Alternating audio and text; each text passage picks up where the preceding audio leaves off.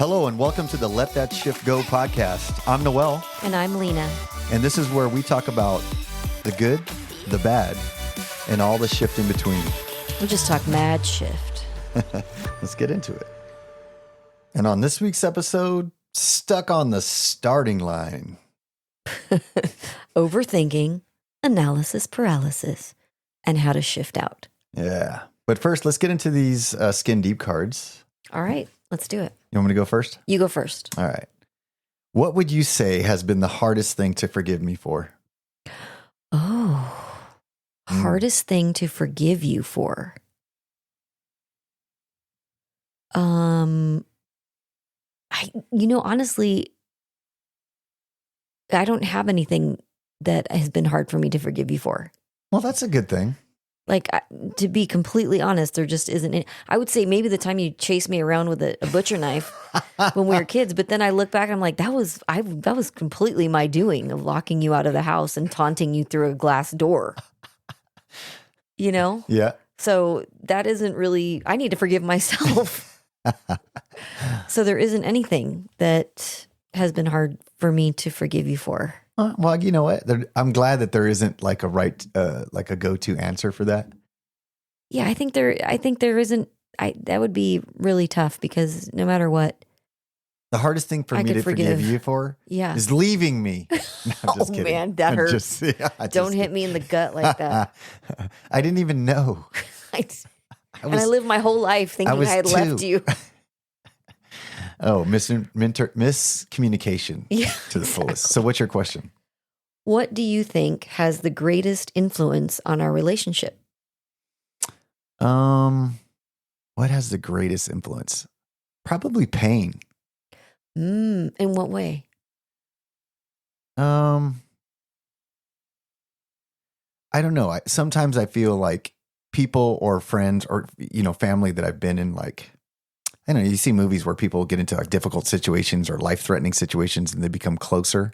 Yeah. Because shit gets real. Oh, yeah. So I think it kind of forced us to grow up early. Mm-hmm. And as little kids look at each other and go, the adults are crazy. You know what I mean? Nobody's looking out. Let's not follow them. I think we had some, you know what I mean? So I think pain is probably what, probably brought us close together. Is that what the question was? Yeah, that's been one of the greatest influences on our relationship has been pain. I hate that that's it. But pain is such a great influence on any relationship, even the relationship you have with yourself. Yeah, because listen, the pain is where the growth is, right? What do they say about working out? No pain, no gain, whatever that silly phrase is, right? And, just like I learned some very tough, lessons through relationship, from my son or from my wife, like, there's tremendous pain in that, though. Yeah. And then I grow from it. Like, it's the pain is where I grow. And in a lot of cases, that does bring me closer to the person. Yeah, that's true. If I did it right. Yeah. I hope. You know what I mean? Yeah. And in your case, I did, I hope. Yeah, you did. It sounds like I did because you couldn't even remember something. I know. Nothing that it has been hard to forgive you for. All right, so let's jump into this topic, stuck on the starting line. If you've ever felt stuck choosing the perfect plan, the right words, or the best time, this episode's for you. Yeah, check. Well, the first question is, what is analysis paralysis? And I think it's something that many people are challenged by. Some people will put labels on, like, I got OCD, or I just can't get, you know what I mean? Like all these things that I say, ADHD. But, whatever the diagnosis you give yourself or whatever the thought is. Yeah. It's simply when you become overwhelmed with thought that it stops you in your tracks from moving forward. Mm-hmm. Right? So paralysis by analysis, because you're just constantly overthinking every step. Yeah. And there's the main reasons that it happens is there's this fear of failure, fear of making the wrong choice, perfectionism, hello, inner critic, right? Yeah. Logan said something to me the other day and he was like, Dad, one thing that was tough is like, I have a hard time like getting something wrong because you and Mom were so like strict on us. Like we had to get it right. And I was like, I'm sorry for that. Because we were kind of perfectionists. You know what I mean? We expected the best and we tried to just we thought that was the best way at the time. Yeah. And he really finds himself kind of locked into that paralysis. And it was because of something that we parented. It was the dynamic in the family that we taught him a fear of getting something wrong. Like, don't do it unless you're going to do it right. Only, if you're not going to do it right, don't do it at all. Right. Well, that's that connection to childhood dynamics. Yeah. Right. Okay. The people pleasing, hypervigilance. So sometimes even, or even being able to just trust yourself. Like, how many times were we taught, even as, young people, like, you can trust yourself. Even if you get this in a way that you perceive as wrong, it's still okay. And I don't think that's a message that many of us got. No, like I learned something. I was 49 years old when I learned in therapy last week. And it was such a simple concept. And she said, Noel, one thing I know about you is that you always try your best to make things right, and you're going to stand with integrity and try to do the best things with love and now, right? And so if that's the case, why do you put so much energy into worrying about every step of your day and all the things? Because I get into this, paralysis by analysis, because even with that work, like I'll sit at a job and I'm looking at plumbing and I'm like, I don't want to get there. And if I cut this, then I'm like, and sometimes I'll spend 30 minutes just trying to plan out what I'm going to do. When if I would have just took the saw and cut here, cut there, and I just know, because I trust myself, I'll figure it out. Yeah. And the point being is that if like by nature, I'm a fixer and I know my integrity is that I'll try my best to make it right, then stop worrying so much about making a mistake. Yeah. And when she told me that, it was like a watershed moment. And it sounds so simple, but I never took the step to put that first in my thought process and my thinking of like how I'm going to approach this job. I'm always very analytical and I'm trying to be pragmatic, figure out like, okay, we're going to do this step, this step, this step, this step, all these things. And that does have some validity, right? That's a good thing to do sometimes, but it's not necessary all of the time. Yeah, because you start applying it to even the smaller things in your life or the bigger decisions in your life. Yeah. So the bad thing is if you were sitting there and you're trying to figure out how to fix something and you're just like, I just can't do it. I just can't trust myself in making this decision. And then it doesn't get fixed. Nothing happens.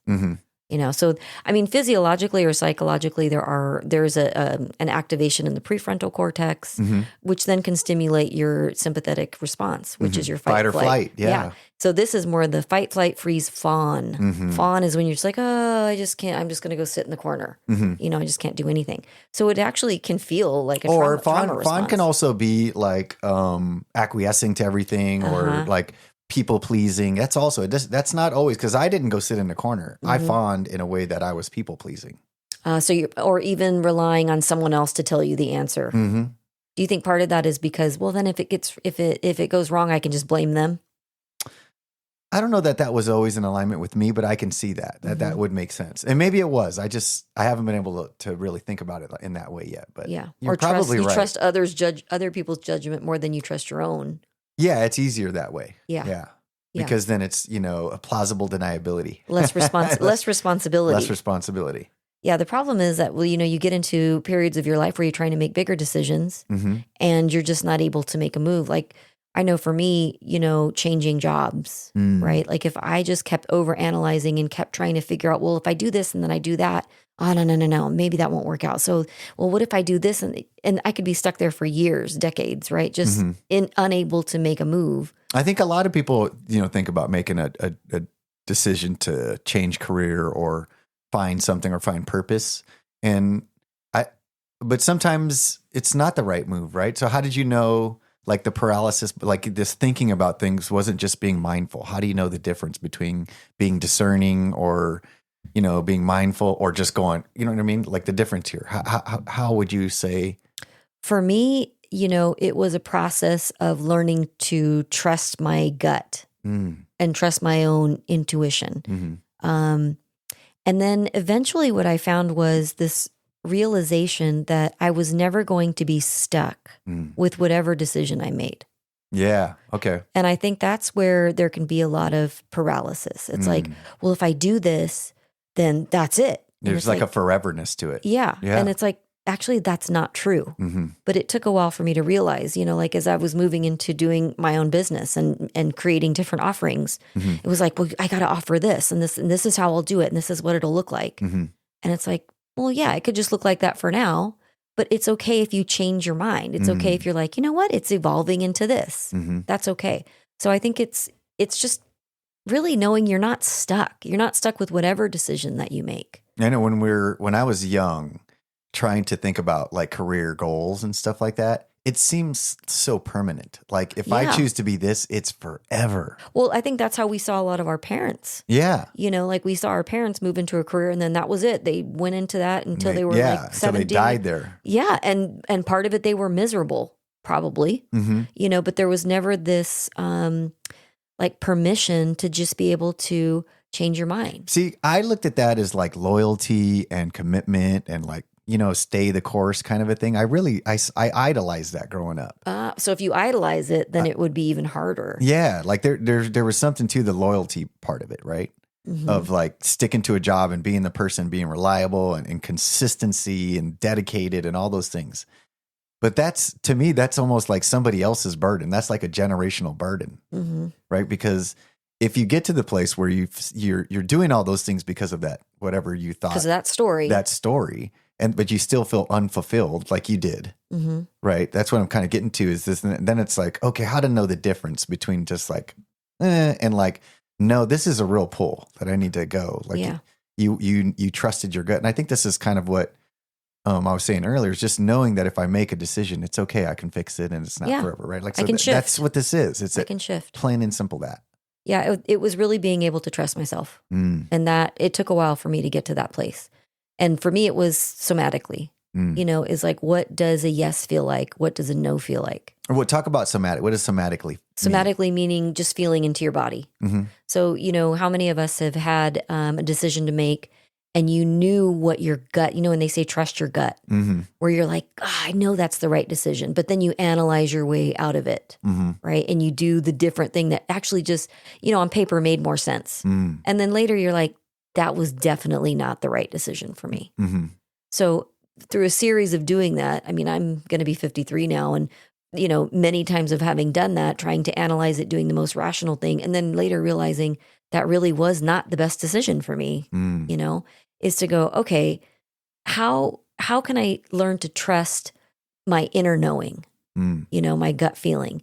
And how can I even test that and maybe start making decisions there where maybe on paper it doesn't make sense, but something about it just feels right. Is there a difference between choosing with your mind and choosing with your heart, like an egoic choice and a heart choice? Yeah, I think it is. I think the heart has its own brain. Because, you know, something about this, you know, talks about making a choice based off of alignment, just discerning whether or not it's in alignment with your choices, right? I think for me, that has been the biggest game changer is just the word alignment. I didn't know what alignment meant for me. What does it mean? Thoughts, words, actions need to line up with whatever it is that you have said is the thing that you want, you know, for yourself. That's your peace. That keeps your peace. So if there does it, for me, that's the easiest way to make a decision is I realize I ask myself, what do I want? So when it came to the job or came to not just a job, but how did I want to spend the rest of my time serving? In what way? What's most aligned? Yeah, because a flight nurse was such a, you know, low totem pole helping people. No, that was no, I'm just kidding. You know, I knew what that want, and then I put every thought, word, and action to get to that point, and that worked. Yeah, you know, thought, words, actions, everything lined up with what I wanted, which was I want to be a flight nurse. Well, then it changed, and I was okay with it changing. Okay, for numerous reasons. But then when I realized, well, what I want is to serve people in this way, is to help them connect with their body, realize what their triggers are, you know, and do so in a way that brings me into a place of abundance where I still get to spend time with my family, right? So now every thought, word, or action needs to line up with that. And I can trust that. Yeah. But if I got stuck on, well, but you know, this detail's not right, that detail's not right. But also consider this, because what we want is also temporal. Because what I wanted 5 years ago is not the same what I want now. Yeah. So that being said, like you have to have grace through all of it, I think, right? Yeah, I think because that's why I think we have to change. You're not going to be stuck. Knowing that I wasn't the same person or had the same wants and needs 5 years ago. Yeah. I can already guarantee 5 years from now, it will have shifted again. It'll be different. And I hope it's better. right? But knowing if I continue to move with integrity for myself, whatever that means, my truth, then I think it becomes easier to take that first step, not being stuck on that starting line. Oh yeah. Well, that's the thing. And bringing it back to how it shows up, not only in work, which is, what we're talking about here, but how it shows up in relationships, how it shows up in your healing work. Recently I had someone reach out who was just like, I don't know what to do. I know that there's all these different, ways that I can, find healing, right? Working through trauma or depression or anxiety or whatever it is, but I don't know what to choose. And I don't know if I'm going to choose wrong. And it's like, okay, well, you're in this state of anxiety. You're in this state of like wanting to be better, but not knowing how. And now you're inundated with possibilities, but instead you just don't choose anything because it's like, well, if I choose that, what if it's the wrong thing? Now, humans do best with minimal choice. Oh yeah. I hated Baskin Robbins. Baskin Robbins with 31 flavors put me into a pit. That's why In-N-Out is so successful. You know what I mean? You want this or you want that? Yeah. What do you want? But that's the thing. You can get stuck even within your process of healing. You're like, should I try breath work? I don't know. Maybe it's meditation. I don't know. Maybe it's this book. Why don't you just start with one thing? Just take a step. Like even when it comes to relationships, well, is this the right relationship for me? Well, if it's not, what do? I don't know, but it's kind of good right now, right? But I'm kind of miserable, but not that miserable. And if I choose a different one, am I going to be more miserable? Okay, let me just stay here. I know how to do this miserable. So we can stay stuck in that way. If you're comfortable with that, that's your familiar, right? Yep. Then you could choose to be avoidant and stay stuck in that, or you can choose to shift out. Yeah, you can absolutely choose to shift out. But how? How do you shift out? That right there is the question. So let's get into the sauce of it then. Yep. I think the first step is the one we talk about all the time. Self-awareness. That's the first move. And it's asking yourself, am I just gathering information? Or am I avoiding a decision? Yeah. You know what, though? You can gather information. It's like, you ever seen those people who go to school forever? Yeah. That's what happened.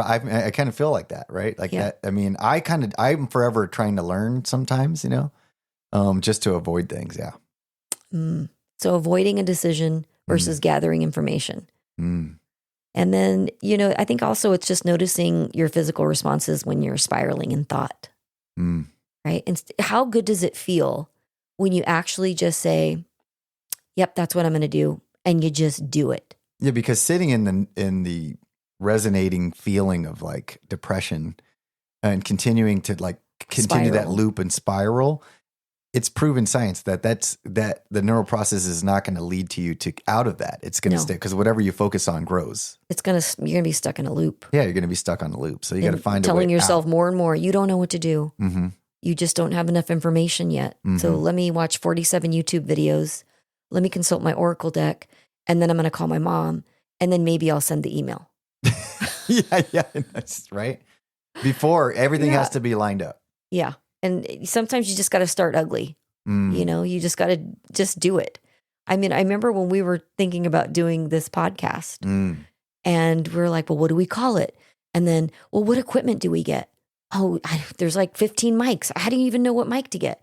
Oh my gosh, so we could have been stuck in that process. Yeah. And then I worried about like what it was going to sound like and if I was going to be able to talk or be able, all these things. And we thought, well, let's not put it out to the world yet. And let's just do it for us. We had all the excuses and it was never going to come out unless we just did it. And we looked at each other and we said, this year we're going to do 1, 2, 3, go. We're just 1, 2, 3, go. 1, 2, 3, go. Cause it's like, we're two little kids, standing at the edge of the, at the public pool at the, 10-foot diving board. And we're looking at each other and we're like, fuck, I don't want to do this shit.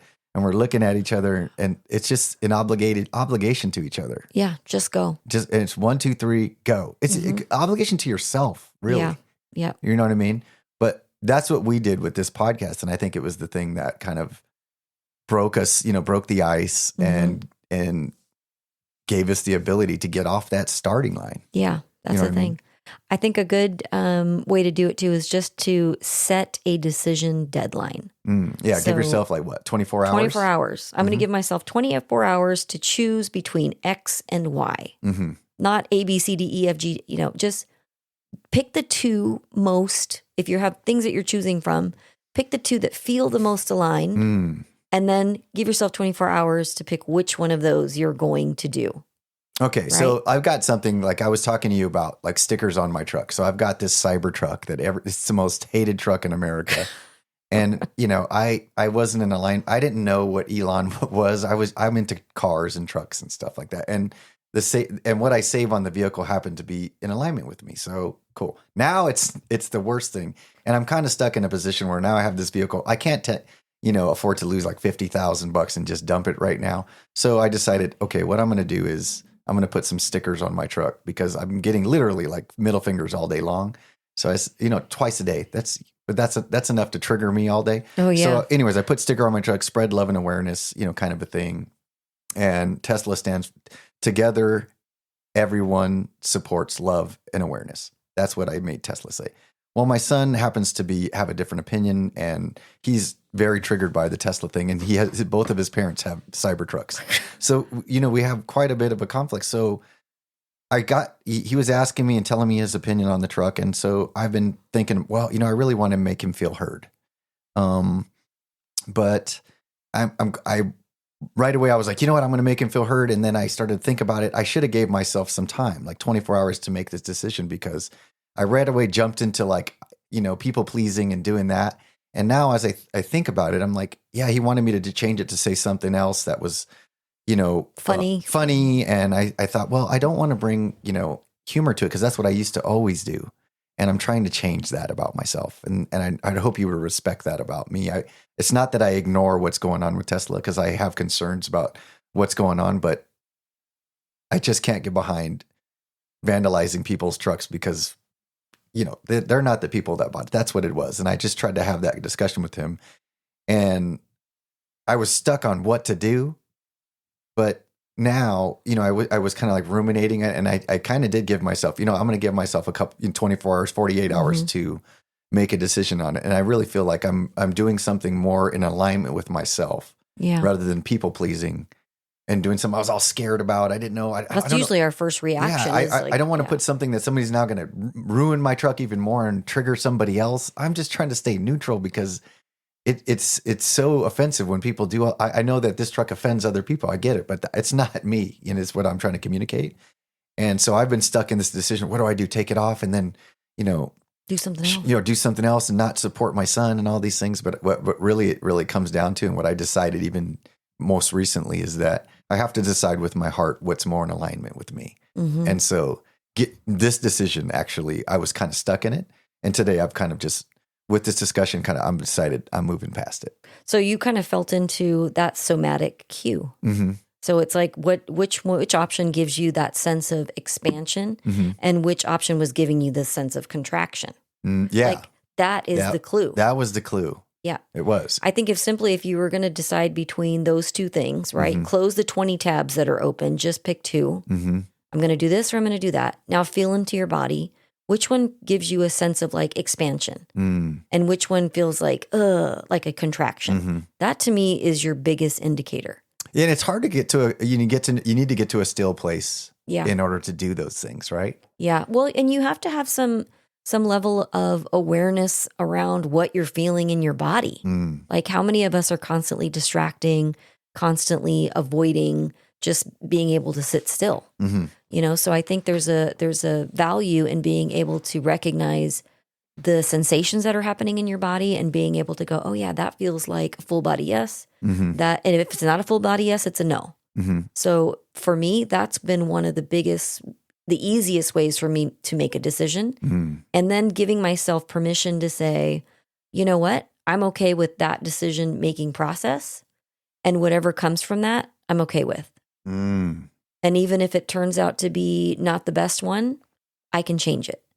And then it's like, wow, there's just this release of tension over having to make the right decision, the decision that pleases everyone around me, that pleases your son, pleases, my mom, my dad, whatever, my group of friends. Yeah, like Logan was afraid to make a wrong choice, because if he did, I was always like, God dang it. There's disappointment. Yeah, right away. There was he didn't have any grace to make a wrong choice, which is what trained him to be like I am. That's the way I was trained. I was raised. Yeah. So maybe giving yourself permission to make a wrong choice and to know there really isn't one.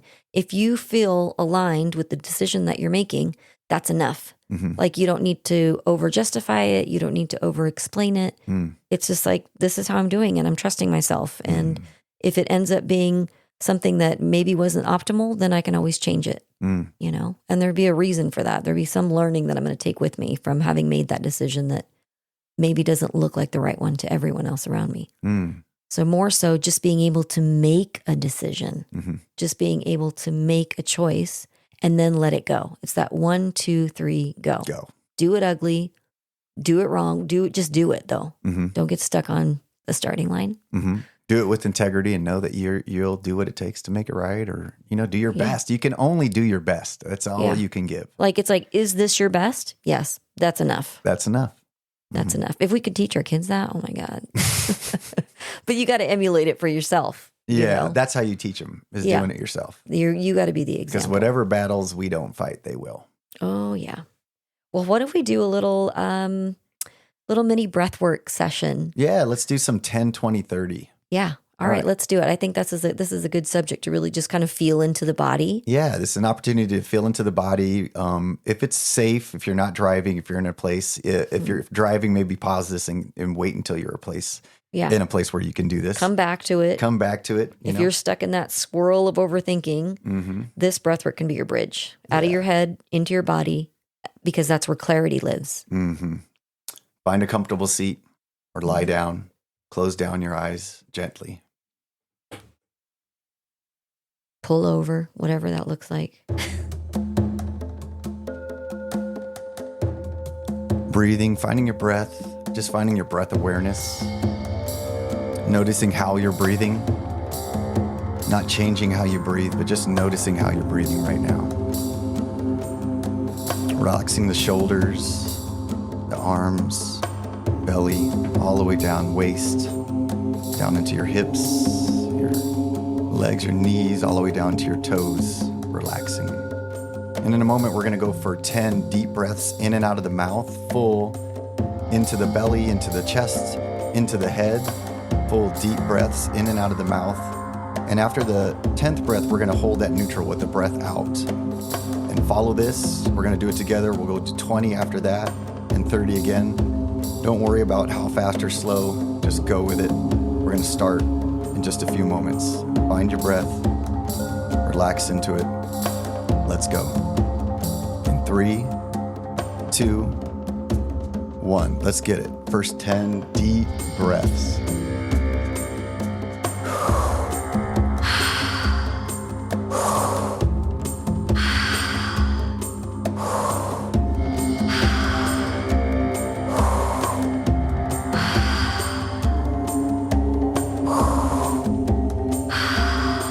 Almost there.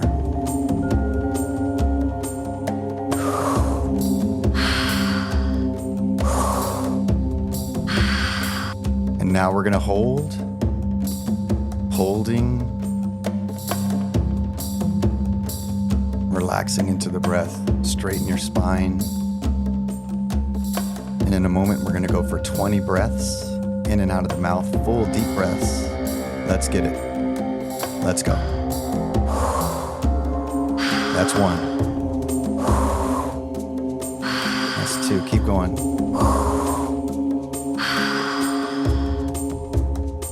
Keep going. Full deep breaths in and out of the mouth. Belly, chest, head. Relaxing the breath out, relaxing the jaw. Keep going. We're almost there.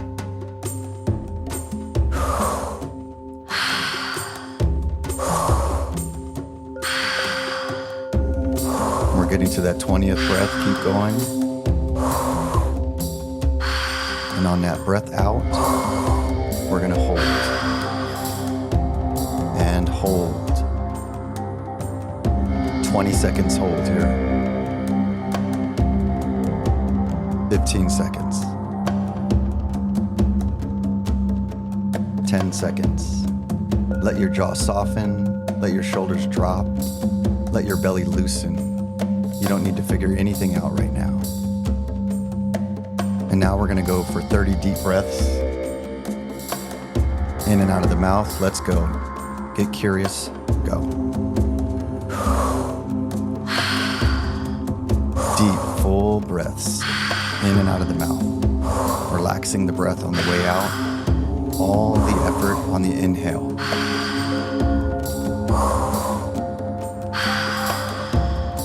What if you can go just 10% deeper? Let's go.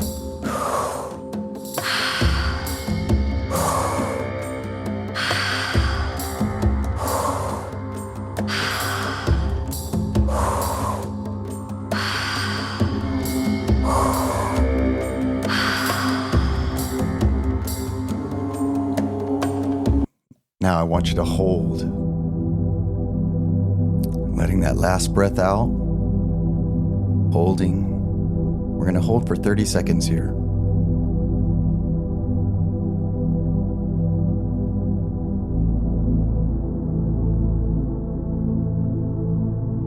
Relaxing. Keeping the spine straight.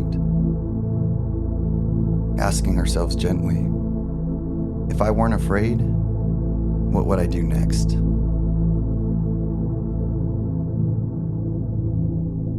We're almost there. You're stronger than you think.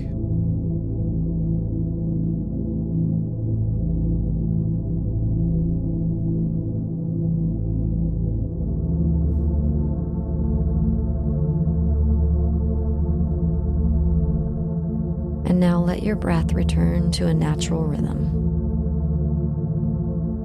Just place a hand on your heart and another on your belly. And bring your awareness inward.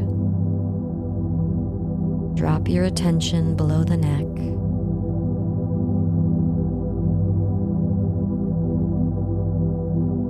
And if you let go of fear, what would you do next? And just listen. Not from logic, but from your body. The first whisper, the gentle pull, the quiet knowing, that's your truth.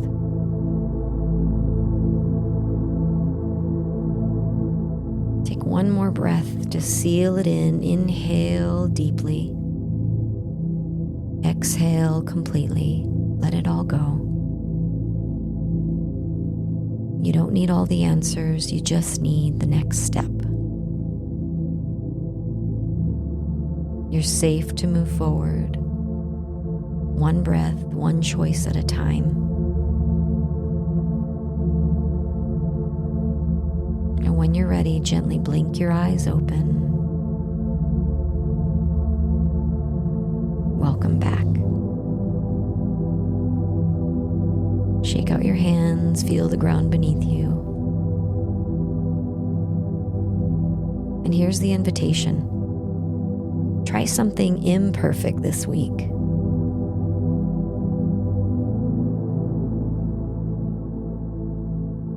Start ugly, start scared, but just start.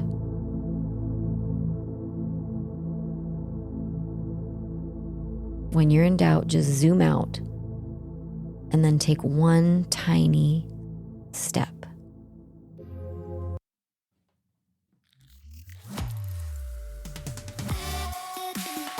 All right, that's been another episode of Let That Shift Go podcast.